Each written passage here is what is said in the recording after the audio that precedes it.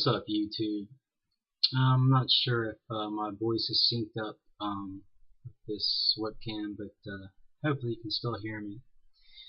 I'm gonna stop bullshitting you guys. I actually was part of an emergency custody order, and when I first started this YouTube site, I was gonna just make it look like I was studying up on it, or I was very interested or intrigued by the Cray Deeds, Gus Deeds situation pertaining to emergency custody orders and temporary detention orders, which I am, but for the mere reason that I too was subjected to the aggressive and intense type environment you're stuck in when you're placed in one of those involuntarily, in handcuffs, sitting in the middle of a room with very aggressive doctors that actually do know how to get into your mind and know how to break you. So when you're put in that situation, when you're called in, when you're picked up for an emergency custody order, if you're in your boxers, I mean, it doesn't matter. You're not going to change. They're going to put you in handcuffs while you're in your boxers and take you to the hospital or police station. They're kind of the same. They have police officers in there. When you are in there, you're put in the middle of a circle in handcuffs, wearing whatever you had on when they pulled you from the house. And the first doctor that questions you is very aggressive, and that's by design. That's because they know they only have 4 hours, or had 4 hours. Now I think they're trying to make it a 24-hour limit, which is, in a way, is understandable, but at the same time, take someone like me who was released. I was never put in a temporary detention order because they brought in another, a third party, Region 10, and they found that I was a victim of either a resident doctor trying to cover her butt, or a total misunderstanding with an email that was sent. Now, if they thought that I was a harm to myself or others, I wouldn't have gotten out of there. The same police officer that picked me up took me home. Now, I could go into detail about all that went in between the time I was picked up to the time I was released, and it's some pretty intense stuff. I mean, they don't bring you there to high five and say hello. They bring you there with all intentions of getting a 72-hour custody of you after the ECO is completed.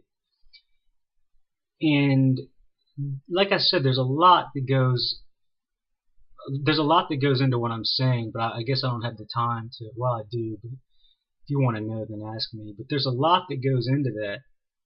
Everything from having the first doctor that interviews you is very aggressive, and that's by design, like I said, because once they bring you in for an ECO, they have no intentions of letting you go. It's very rare, I think. I think me being able to go home after that was a very rare situation. Now, I sit here and I'm thinking to myself, if I had been brought in and I had to be in handcuffs in the middle of a room with doctors all around me, and let's say they do extend the time limit to 24 hours, you take the normal man, the normal woman, and you put them in the middle of a circle with handcuffs on, with very aggressive doctors asking you very intense questions. The average person is really not going to be able to handle that, and that person is going to end up being detained for 72 hours for the mere fact that he or she could not handle the environment that you're stuck in. It's very scary. It's probably the most traumatizing thing I myself have ever experienced.